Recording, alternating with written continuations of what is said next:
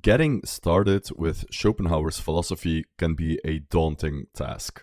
He explains his philosophy in his main work, a great tome of a book at 400 pages in just volume 1.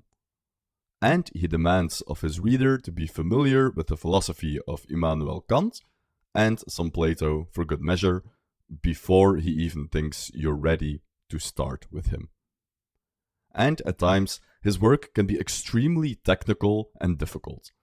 But, like with all great and complex ideas and systems, Schopenhauer's philosophy can be broken down into parts, or different levels. That is exactly what we're doing today. This is Schopenhauer's philosophy presented to you in 7 levels.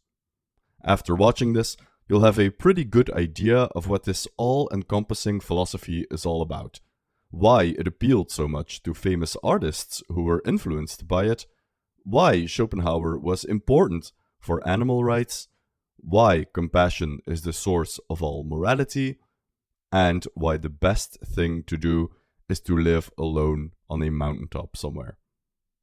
If you want to support the work we do here on the channel, check out our Patreon, where we also post exclusive and more in-depth content. With that said, grab some coffee, black of course, and let's get started. Level 1. Life is suffering. The first level of Schopenhauer is the acknowledgement, central to his main philosophy, that life is suffering and that the world is a hell. We actually don't need any fancy philosophy or big words for this. Just looking at the state of the world is proof enough. Schopenhauer never tires of pointing out just how much suffering there is and how it's everywhere. I don't need to tell you how cruel nature can be, for example. Just put on the Discovery Channel and watch how a lion tears into a gazelle. But the cruelty is not always so obvious. Consider, for example, the reproductive strategy of the seahorse. Fewer than 5 out of 1,000 seahorse babies ever survive into adulthood. They are always at risk of predators in a harsh environment, and therefore they evolved a reproductive strategy that is basically controlled gambling. Out of 1,000 eggs, only a handful of seahorses will survive. Every seahorse is the living graveyard of 1,000 siblings. If we're trying to make a balance of the world, where we put the amount of bad on one side and the amount of good on the other, then we also have to put this kind of silent suffering on the bad side as well. And the suffering is not relegated to just the animal kingdom. Even in the world of plants, they are in a constant fight for nutrients and sunlight. Every tree is seeking to go higher and higher with its leaves and lower with its roots to get the nutrients and the sunlight for itself to the detriment of its rivals. The world of humans, of course, is the crowning achievement of cruel nature. A lion eats a gazelle out of necessity, spurred on by biological drives and instinct, but humans, they are cruel just for the sake of it. I don't need to state the obvious by providing examples. Open any history book to a random page and you will find cruelty and death. The truth is, we ought to be wretched, and we are so. The chief source of the serious evils which affect men is man himself, homo homini lupus. Whoever keeps this last fact clearly in view beholds the world as a hell, which surpasses that of Dante in this respect, that one man must be the devil of another. For this, one is certainly more fitted than another, an arch-fiend indeed, more fitted than all others, appearing in the form of a conqueror, who places several 100,000 men opposite each other and says to them, "To suffer and die is your destiny. Now shoot each other with guns and cannons." And they do so. On an individual level as well, it's clear to Schopenhauer that life, on balance, falls to the negative side. Simply compare the most joyful moments in life to the most depressing of events. We feel the negative emotions much more strongly. The amount of happiness that you feel when you get married, for example, is not equal to the amount of pain you feel during divorce. The happiness of having a child is not equal to the pain you feel when you lose a child. When he was 15 years old, Schopenhauer witnessed the execution of a criminal on a public square in London. In hindsight, this event felt like the moment where Siddhartha Gautama, the Buddha, first ventured into the outside world, the world outside of the palace walls, and witnessed the manifold sufferings of the world.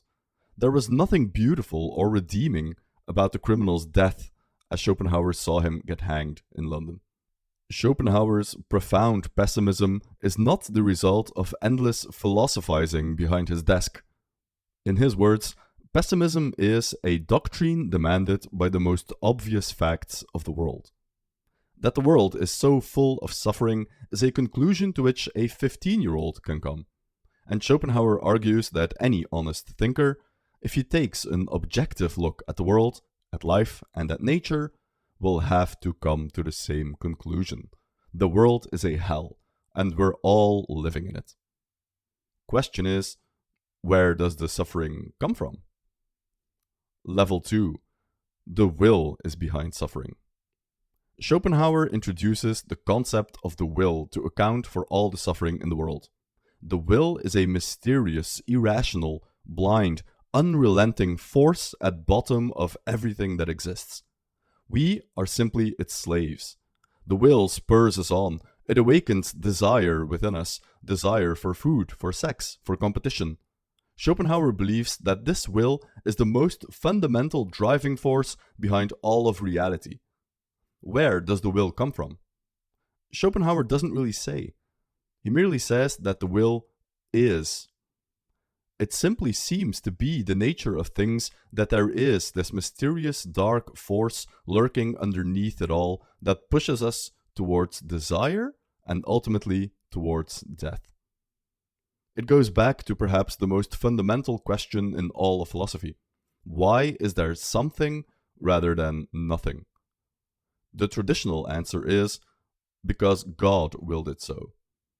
Schopenhauer says, God could not have possibly created such a cruel, nasty world, and something other than God must be the final cause of the way things are.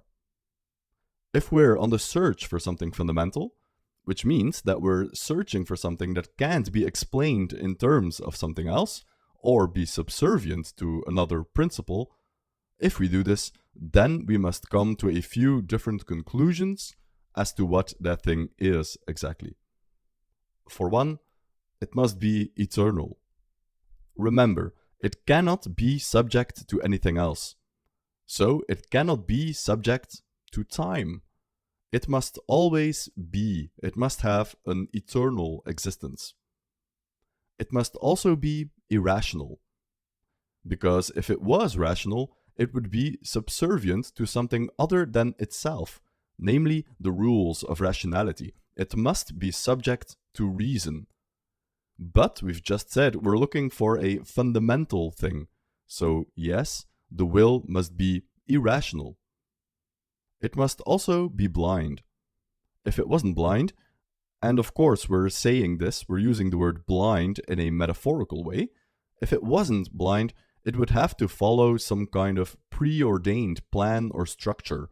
If it knows where it's going, then it's enthralled to that endpoint, and something other than itself must have final say. Therefore, the will must be blind.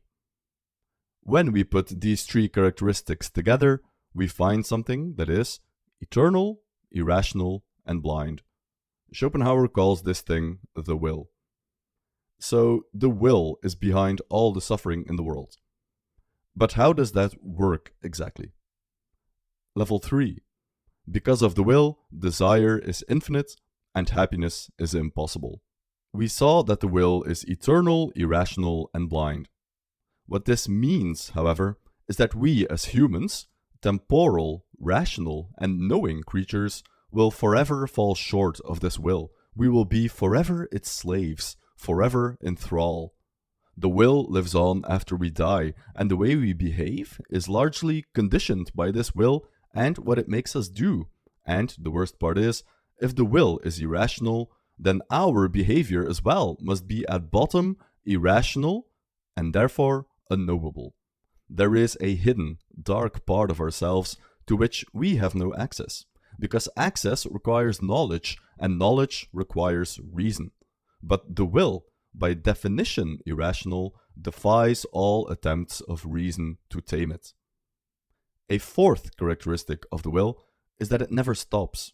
It's unceasing, unrelenting, ever hungry. And we, plugged in as we are into the will, must also always be in a state of wanting, of desire, of need. This is where suffering comes from. Like puppets on a string, we are all the will's playthings. It instills desires in us that can never be satisfied. They can never be satisfied because the will is eternal and unrelenting. As soon as a desire is fulfilled, boredom takes hold of us, and not long after that, a new desire takes its place. A few hours after eating, you're hungry again. A few minutes after sex, you want to go again. No pleasure is ever enough, and every pleasure, too, carries with it the promise of future pain. The point of this level 3 is the realization that we as humans are influenced by the will. It fills us with something called desire, and we will never ever satisfy it. That means happiness, for Schopenhauer, is impossible. In fact, unhappiness is guaranteed. We are forever chained to this hungry monster, always ready to pull us away to this or that distraction, in search of something beyond ourselves, a lasting, permanent pleasure. And every time we think we'll get it, we end up being disappointed. As creatures of will, there is no escape. Well, there is a way, but you have to stick around for when we get to level 5 and beyond. We are slowly but surely getting into the specifics of Schopenhauer's philosophy. You'll notice that for level 1 and 2, you don't really need all that much philosophical thinking. For level 1, just an astute observation on the state of the world and the cruelty of nature suffices. For level 2, we are doing some thinking for sure, but we can still think of the will as this mysterious force. Like dark matter in physics, the will is this ever-present thing that is always with us and indeed fills up the whole universe, influencing anything and everything, but remaining invisible. And just like there is more dark matter than actual matter in our physical universe, so too we can say that there is more will than what exactly? Than visible world? Than matter?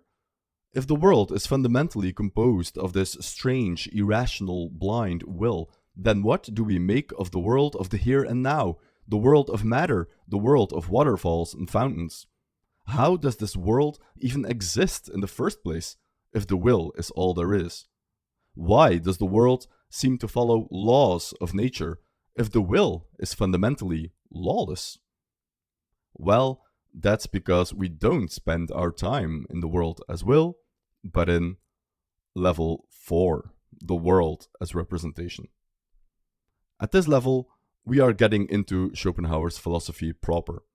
To really deeply understand what Schopenhauer's metaphysics are all about, we need some actual philosophical background. Most importantly, we need to get acquainted with Immanuel Kant and his transcendental idealism. Schopenhauer saw Kant as a life-changing genius, and he considered himself the successor to Kant's philosophy, who picked up where Kant left off. We won't get into the nitty-gritty details of Kant's philosophy here, but if you are interested, you can watch our 40-minute deep dive into Schopenhauer's philosophy, which is more academic in nature than this video. It takes you step by step through Schopenhauer's main philosophy and gives you all the needed background on Kant as well. Link in the description.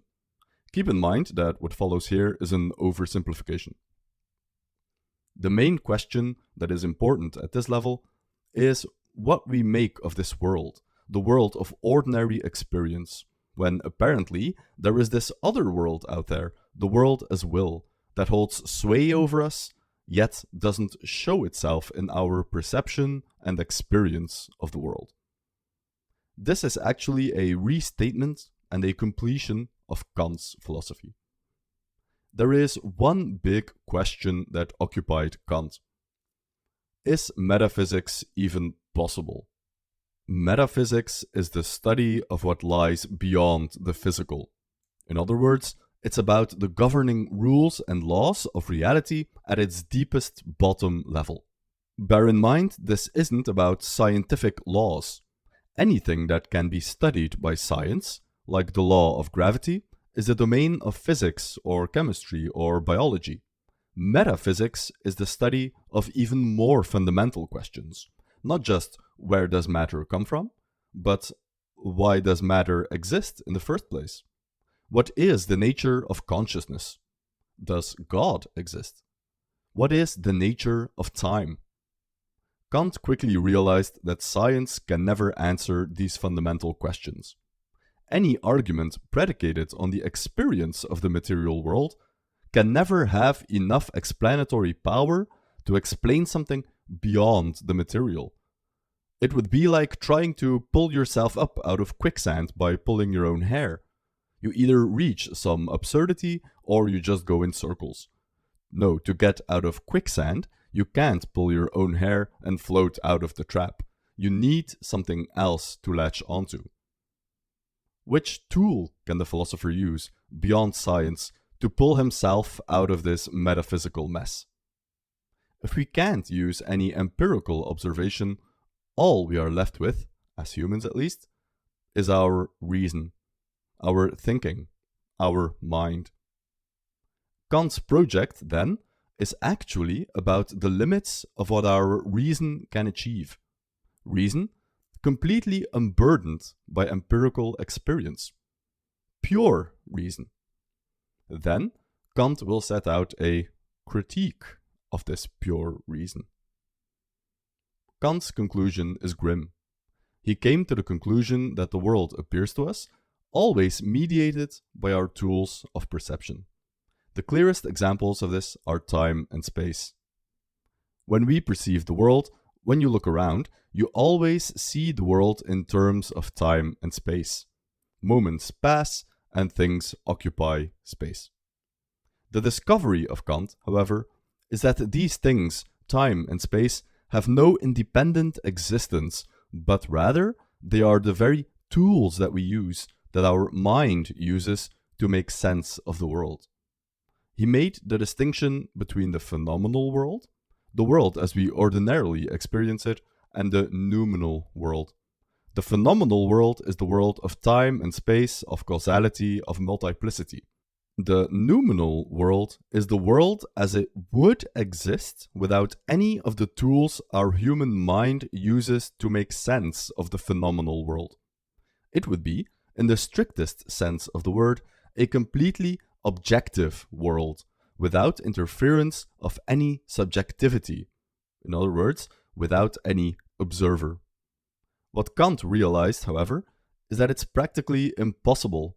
In fact, it's literally impossible for us to imagine this noumenal world, because of his earlier discovery that time and space are not objective aspects of the world, but tools of our cognition that our mind uses to make sense of the world. The noumenal world, then, is a world without time and a world without space. But you, dear viewer, are a human, and you are equipped with reason, and therefore you have no choice but to experience the world in the way that your reason requires of you. In other words, you literally cannot imagine what this noumenal world would look like. Try imagining the world without interference from your brain. What would the world look like? If you imagine something like total blackness, you're losing already. Total blackness has a spatial dimension. Your thought itself has a temporal dimension. One moment you can visualize it, the other moment you don't. It's impossible for humans whose thinking is built upon reason and its tools to think without reason. You cannot step outside of your own mind, so to speak, and think with total objectivity. But, and here's the kicker, it is precisely this noumenal world that has traditionally been the subject of metaphysics as a discipline of thought. Metaphysicians thought they could reason about the world beyond the physical, using logic and rational arguments. But Kant showed that as soon as we step beyond the physical, we have to leave the very tool we used to get there, which is our reason. And without reason, we cannot think, and we cannot create anything. Thus, metaphysics, defined as the study of the most fundamental questions about life and existence, under Kant's philosophy, becomes impossible. To truly study the world as it really is in a totally objective way without the interference of a subjective mind is an impossible task. By trying to study it, we contaminate it. It's for this reason that Kant's critics called him the all-destroyer, the one who destroyed metaphysics, who proved that the human mind, by design, by definition, cannot and will not answer the most important and profound questions that have occupied humanity for millennia. Ironically, in proving metaphysics impossible, Kant saved science and the possibility of knowledge about the phenomenal world. To explain how this happened, we'd need to explain another wing of Kant's philosophy, which we won't get into in this video. But the aftermath of this philosophy is that Kant divided the world into two: the phenomenal world of science and mountaintops and forests, and the noumenal world, the world that we should really be interested in, the world that is the cause and foundation of this other world that we live in. But of this world, we cannot say anything with certainty, only that it exists. This is where Kant's philosophy ends. And this is where Schopenhauer's philosophy begins. Schopenhauer imports Kant's system wholesale, except he changes some terms here and there. What was the phenomenal in Kant becomes the world as representation in Schopenhauer. The world as representation is the world of science and mountaintops and forests. This is the world that, according to Schopenhauer, is filled with cruelty, despair, and misery. And this is also the world that is only an outer shell, only an external appearance of some hidden kernel, an internal apparatus. This hidden foundation of the world was the noumenal world in Kant's philosophy, and it becomes the will in Schopenhauer's philosophy. We said earlier that Schopenhauer picks up where Kant left off. This is what we mean. Kant said it's impossible to say with certainty anything about the noumenal world. Schopenhauer thought Kant was wrong. We can say certain things about the will. We've talked about what those things are exactly. The will is an unceasing, relentless, ever-consuming, blind, irrational force. How does Schopenhauer come to these conclusions? By simply taking Kant's thought process and going one step further than he himself went. Remember how the noumenal world must be timeless, because time is a phenomenon exclusive to the, you guessed it, phenomenal world. Well, that simply means that whatever the noumenon is timeless. Hence, in Schopenhauer's philosophy, the will becomes this eternal, unceasing thing. It's restless. Furthermore, the noumenon, or the will, has no spatial dimension, because space, just like time, is a property exclusive to the phenomenal world or the world as representation. This means that the will is, metaphorically speaking, one. In the domain of the will, there is no multiplicity. There are no multiple things. There is only one thing, undivided and boundless, and that is the will itself. This oneness of the will is extremely important, and we'll come back to it in due time. Kant said metaphysics, the study of the world beyond, is impossible. Schopenhauer disagreed and listed off all these properties of the will: restlessness, eternity, unboundedness, oneness. Now we plug this world as will into the philosophical system. The world as representation, the phenomenal world, exists only by grace of the will. The will is the animating engine behind it all. Thus we inherit, deep at bottom, all these characteristics for ourselves. We are born into the world as a representation, and we inherit the characteristics of the will. We are restless creatures, ever striving, ever desiring, incapable of anything approaching lasting contentment or happiness. Because deep down within ourselves, we are infinitely desiring, just like the will itself is eternally restless. We got the hard and technical part out of the way now. Again, we oversimplified for the sake of time, but we've done deep dives here on the channel if you are interested in a more detailed breakdown. So this is where Schopenhauer leaves us now. Miserable creatures incapable of finding lasting happiness. Because at bottom, deep within our souls, we are a part of this mysterious, ever-consuming force that is by definition eternally restless and lacking. It always wants more, and it can never be satisfied.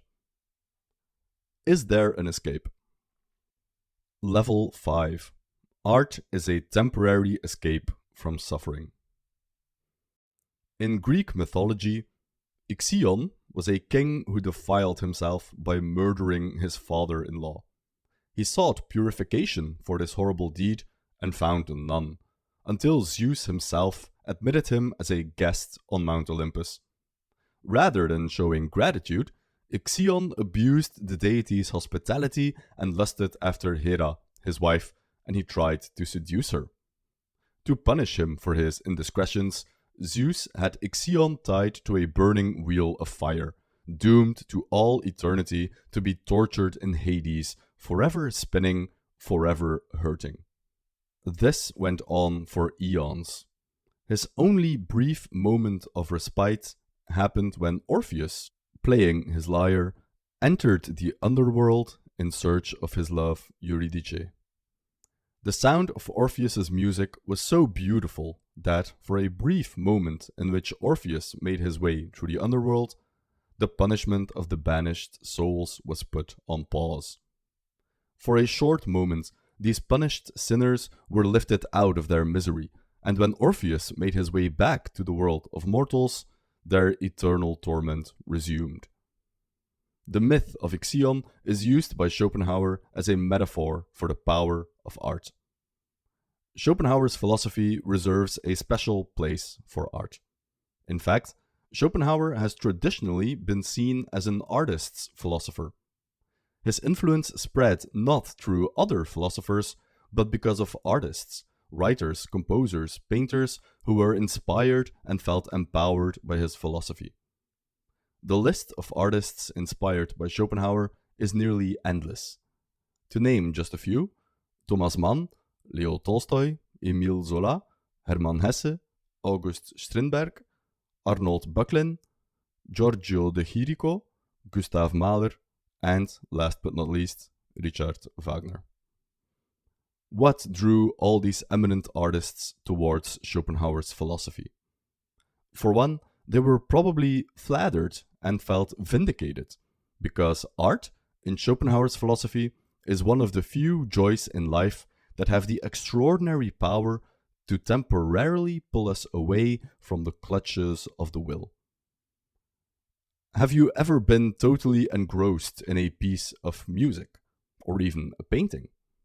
Many people would describe such an experience as some kind of magic spell, where the outside world seems to disappear, you lose yourself in the art, and you forget all your worries and cares, and it seems like you're transported to another plane of existence entirely. That is what we call an act of aesthetic contemplation, an encounter with beauty. Literature abounds with examples of such experiences, descriptions of what it feels like to lose yourself in a marvelous piece of art. A famous example is Nietzsche's description of Beethoven's Ninth Symphony. At a passage in Beethoven's Ninth Symphony, he feels himself floating above the earth in a starry dome with the dream of immortality in his heart. All the stars seem to shine around him, and the earth seems to sink farther and farther away. Such is the power of art, and music in particular, that the full context of this quote is actually a paragraph in which Nietzsche talks about how a strong aesthetic experience can generate such a wondrous feeling that you feel your metaphysical need rise up again. Nietzsche, by this point in his career, was convinced that metaphysics, in the vein of Schopenhauer, were a complete fiction, a mistake, that transcendence, or the idea that there exists something beyond ourselves, is impossible. Yet so powerful is the aesthetic experience that even a totally convinced intellect like Nietzsche's is pushed towards some kind of nostalgia, towards the sweet feeling of losing yourself into something bigger than yourself, even if such a thing would ultimately be based on a lie and a fiction. If he becomes conscious of this state, he feels a deep pain at his heart and sighs for the man who will lead back to him his lost darling, be it called religion or metaphysics. In such moments, his intellectual character is put to the test. The world is a hellhole filled to the brim with devils and innumerable sufferings of the most diverse kinds. And it would be a totally hopeless vale of tears were it not for the fact that we can enjoy art and temporarily escape the grim reality of the material. Yes, we are creatures of will, thrown into this world of representation, seemingly for no purpose at all except to suffer in pain and desire. Our animating force, the very thing that breathes life into us, the will, won't give us any lasting satisfaction. The wheel of Ixion, to which we are all chained, goes round and round, and its fire burns and tortures us endlessly. But we can make it stop for just a moment by enjoying a great piece of music, or getting lost in a magnificent painting. Philosophically, Schopenhauer explains this by appealing to our other nature. We are not just creatures of will, seeking food, sex, and comfort. We are also creatures of intellect. This intelligence of us is a double-edged sword. On the one hand, increased intelligence is proportional to an increased capacity for suffering, simply because we are aware of our suffering. That is why, among all creatures of the earth, mankind suffers the most. Even the ancient Greeks realized this. There is nothing alive more agonized than man of all that breathe and crawl across the earth. On the other hand, our increased intelligence allows us intellectual pleasures like art. Art is the silver lining on the cloud of our existence. In contemplating art, the intellect takes over our whole being, even if it's for just a moment, and we temporarily forget we are creatures of will. Therefore, we forget about our suffering, our struggles. We forget that we are flesh and blood and subject to the tortures of flesh and blood. We become, as Schopenhauer puts it, disembodied mind, as we shuffle off this mortal coil for just a brief, tiny moment. When the experience has left us, we return to our bodily state, like when Orpheus left the underworld and the tortures of the damned started anew. The reason why art is so effective is because it removes us from the world of the here and now. Remember that for Schopenhauer, the world is a bad, evil place. Everything that signifies a step away from this world is a good thing. When contemplating the pictorial, plastic arts like sculpture or painting, we contemplate an idealized version of the real world. They symbolize the world one step removed from the nitty-gritty material reality. We go from the imperfect world of the here and now to the idealized world of Platonic forms. But this is only one step removed. Another step away is the domain of the written arts, poetry and literature. Here we also engage with representation, but to a lesser degree. You see how the mind plays a bigger role in interpreting words than pictures. We imagine things in our head, but we don't look at them in the real world as we do with a painting. But the highest art form of all is music. The primacy of music is a subject that Schopenhauer loves to write about. The reason music is the highest art form, standing on a lonely height compared to the other arts, as Schopenhauer puts it, is because music is not pictorial. It is not a representational art form. Music has no spatial dimension. What does music look like? We can perhaps imagine something when we listen to a piece of music. Images might fill our mind. But the music itself obviously has no imagery. It's pure sound. This means that music is one more step removed from the world as representation. And since the world as representation is a hell, music is a taste of heaven. Schopenhauer calls music a mirror image of the will. Other arts speak of the shadows. They are copies of things in the world. But music speaks of the real thing. It's not a copy of anything else. And because the world only has two aspects to it, will and representation, it follows that if music is not representation, then it must be will. Schopenhauer is actually inconsistent here. Music cannot be will because the will has no temporal component, and music obviously does. This is actually one of the most pressing critiques of Schopenhauer's philosophy, but the technical details don't need to concern us here. Because the overarching point still stands. Music is further removed from representation than any other art form. Schopenhauer himself loved music and famously played the flute every evening. He loved Mozart and Rossini, and where the latter is concerned, he pointed out that his music is much better as an instrumental than in opera form.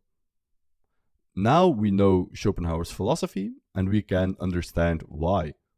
Voices in music bring the art form again one step closer to representation. A voice is a human thing that exists in the world as representation. But what makes music so great is precisely that it's not representational.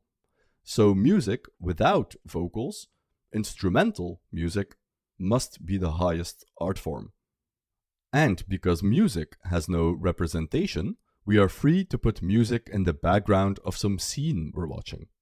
Schopenhauer argues that this makes whatever we are watching that much more powerful. That's how Schopenhauer accidentally invents what we today would call a movie soundtrack. The addition of music can make the most boring scene from a movie intensely engaging. We mentioned earlier how Schopenhauer was considered the artist's philosopher. No artist took his ideas so seriously as Richard Wagner, whose idea of the Leitmotiv, a musical phrase that is associated with a certain mood, character, or object, revolutionized opera. And although Wagner played with this idea before being acquainted with Schopenhauer's philosophy, he found the courage to take this idea further and develop it in a more meaningful artistic way. And Wagner, in turn, would go on to influence other composers and even modern music itself. If you enjoy John Williams, you have Wagner and Schopenhauer to thank. Attentive viewers might have noticed that when we discuss the role of art and music in Schopenhauer's philosophy, we always use the word temporary. After the aesthetic experience is over, we quickly return to the clutches of the will as we realize yet again that we are made of flesh and blood and we are thrown into this rotten world. Is there also a permanent relief? Level 6. Asceticism and compassion as an escape from the will. Schopenhauer was viewed as a champion of the arts because aesthetic contemplation is one of the biggest, brightest joys in life. He realized not only that it's simply pleasurable to enjoy art, but he also gave philosophical weight and therefore a sense of vindication to art. A very empowering message for artists of all kinds. Art is not just entertainment, something to pass the time, but in a very real sense, it's one of the few honestly good things in the world.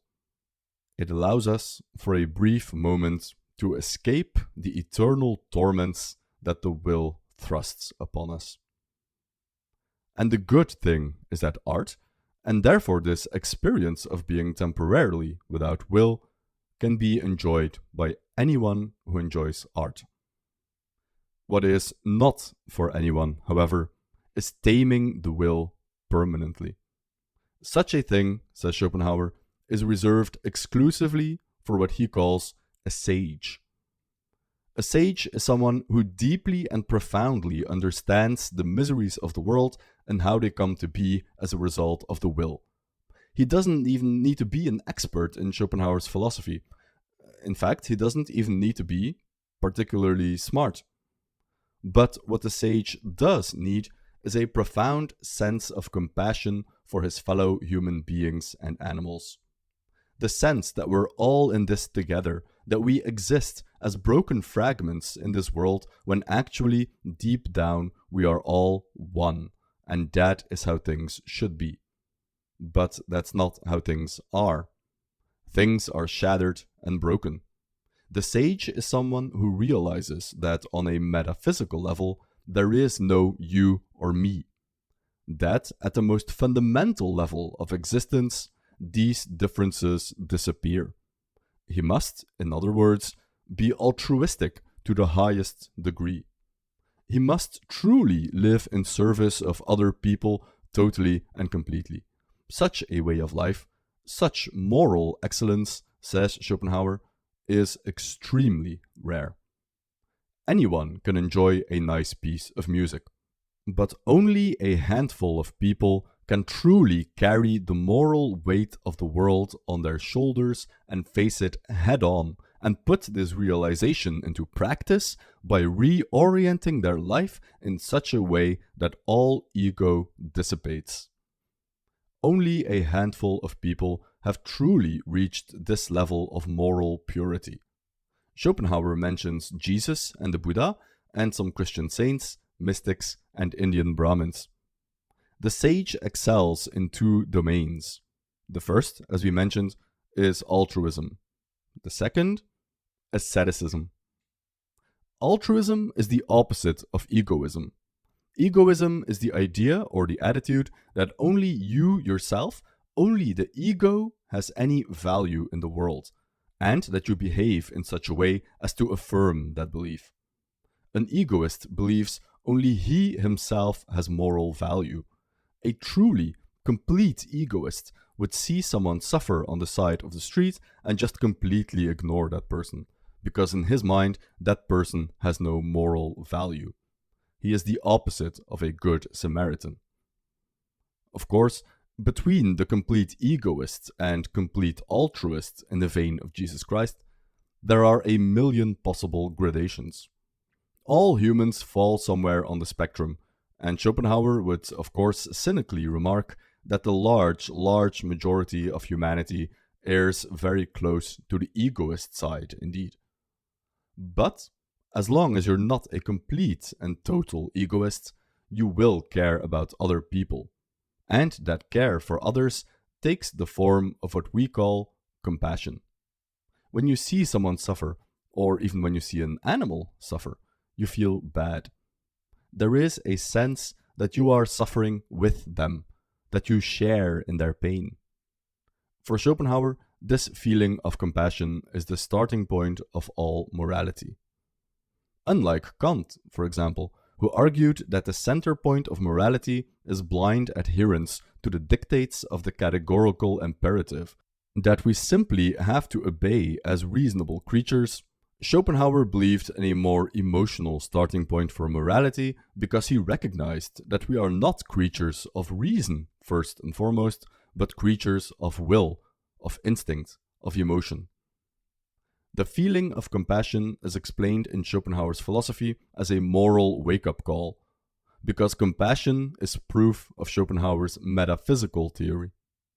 At bottom, we are all one and the same, and if you see an animal or a person in great pain, you feel that pain as well. The only way to explain this, says Schopenhauer, is if there is deep within us a recognition that we are all the same.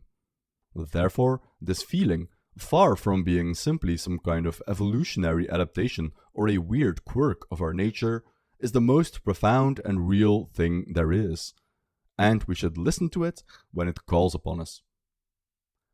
In some humans, this capacity for compassion is very highly developed, and these persons have the potential to become sages. Note that in Christian theology, the sacrifice of Jesus is precisely that. He died for the sins of humanity, and he carried the burden of the world on his back and gave his life for us. For Schopenhauer, this story of Jesus is a symbolic retelling of a fundamental truth that humans have grasped for millennia but struggled to put into clear language, and so took their course to myth and metaphor. But Schopenhauer figured it out and explained how things work in the clear, rational language of philosophy. So that is compassion as the starting point for morality. The first requirement of the sage is a highly developed feeling that all that lives shares a common existence in the will, and that the illusory world of representation plants the false idea in our minds that there is a you and a me. No, says Schopenhauer, we are all will, and our outward difference is only a superficial distinction and not a fundamental truth. Therefore, by helping others, we help ourselves. And by taking on the suffering of others, we do something good for our own salvation. Because in the final calculation, everything is the same. A morality based on compassion is the best that the average person can hope for. But a sage is no ordinary individual. He is someone who deeply and fundamentally sees the reality of the world beyond the false world of appearance. With such an insight comes another realization. The realization that all suffering comes from desire, and that desire comes from the will, and therefore that all suffering is a result of our will. The next step, then, is to deny the will. The first requirement is altruism, living for others. The second requirement is asceticism, or denying the will to life. Asceticism is an attitude of severe self-discipline that involves saying no to certain, if not all, pleasures of life. It's the life of a religious monk, for example. The first step is abstinence, then voluntary poverty, fasting. In some extreme cases, even self-flagellation, deliberately hurting yourself with whips or with chains, for example. Schopenhauer believes that these practices mortify the will. The exact phrase he uses is denial of the will. It involves a deliberate saying of no to the desires that the will constantly awakens in us. This is really the only weapon we have to fight back against our nature. Schopenhauer saw the ascetic practices of many religions, from Christianity to Buddhism, as proof that deep down, humanity does realize these fundamental truths of our nature and how to fight back against them.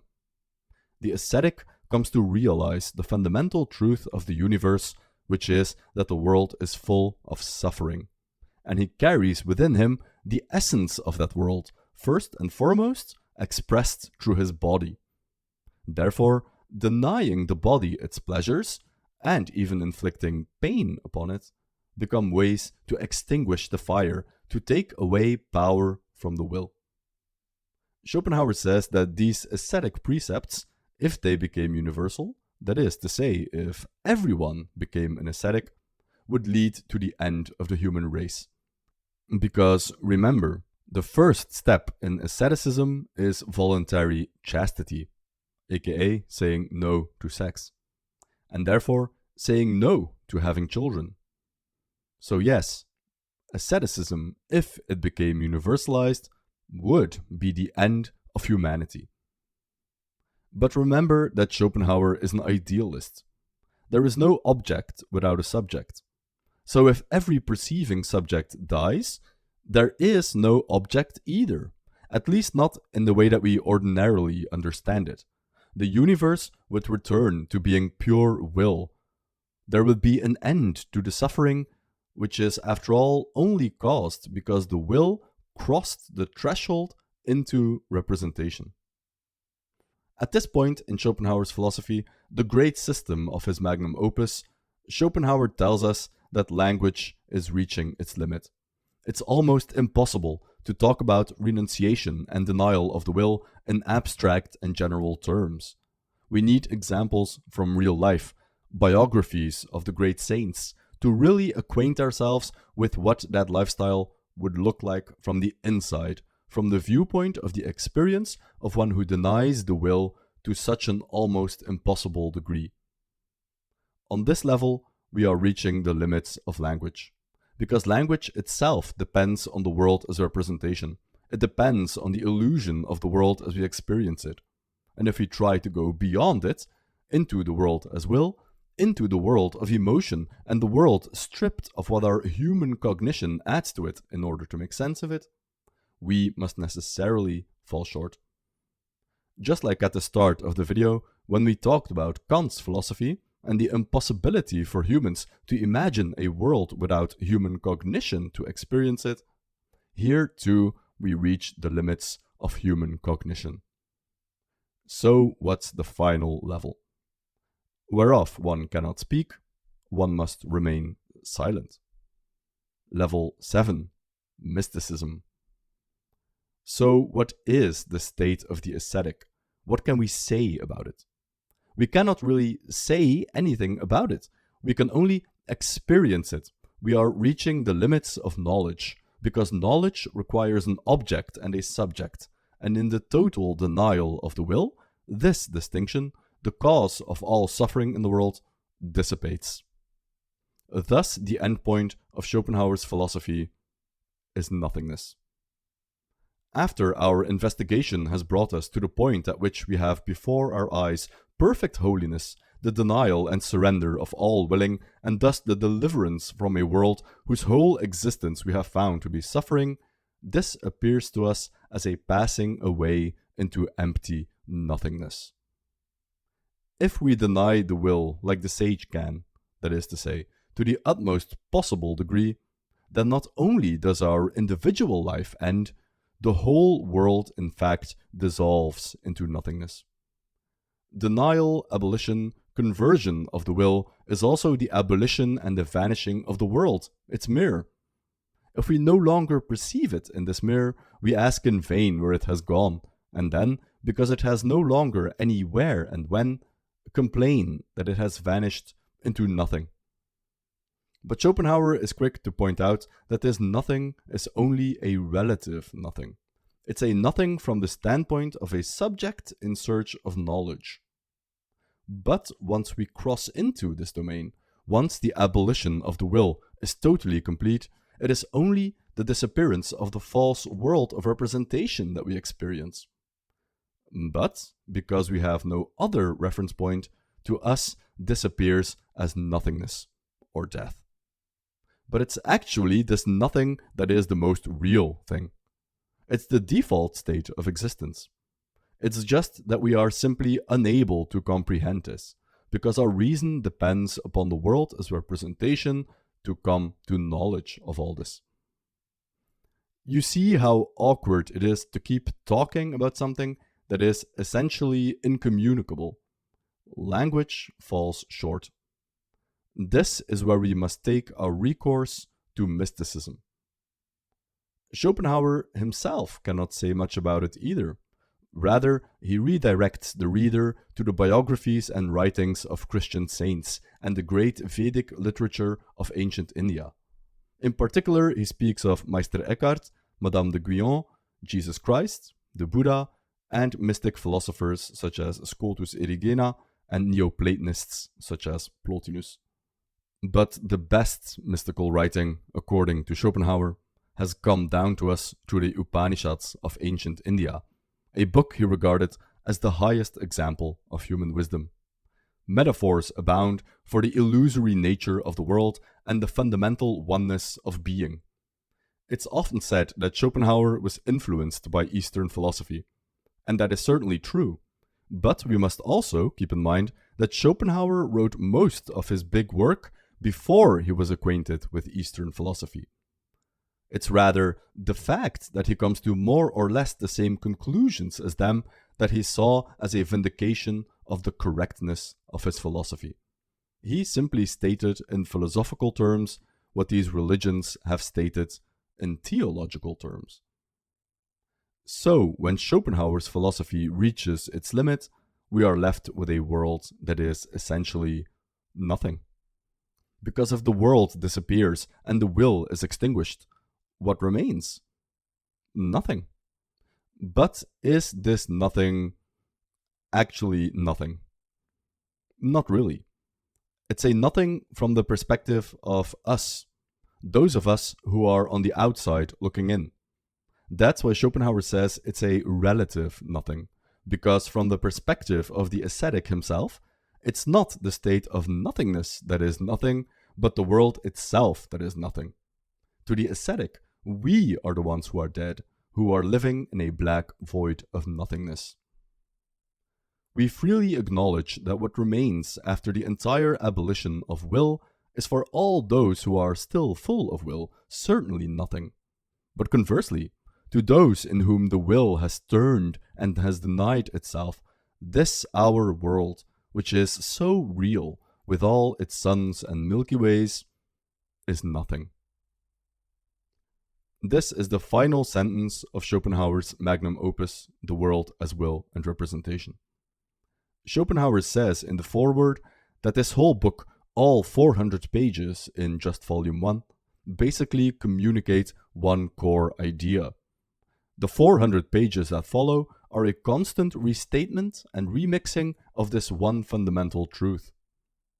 And if you pay attention to this work as a whole, as a work of totality, something interesting happens. The opening sentence has become famous. The world is my representation. And we've just seen the final word of the book, which is nothing. So this is how Schopenhauer's book, that is communicating but one simple idea throughout, begins and ends. The world is nothing. And with that, we've gone through Schopenhauer's philosophy in 7 levels. 1. Life is suffering. 2. The suffering is caused by the will. 3.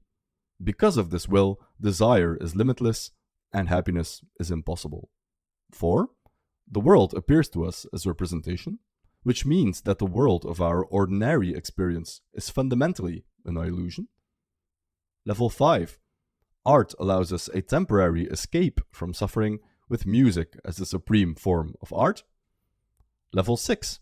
Compassion is the source of all morality, stemming from the realization that we are all creatures of will and that we therefore share a fundamental existence. Level 7. Finally, a strong developed feeling of compassion leads to an ascetic lifestyle like those of Christian saints and Indian Brahmins, where we say no to every single pleasure of the body and live a monk-life existence. The sage realizes the illusory nature of regular existence and says no to it, in order to deny the will. He realizes that the world is nothing, that language falls short, and that only mysticism can remain. The beauty of Schopenhauer's philosophy is that it works as a complete system, with each successive step leading logically to the next. And it ends with nothingness. You can see why later philosophers, Nietzsche in particular, found in this philosophy the beginnings, or maybe even the completion, of nihilism.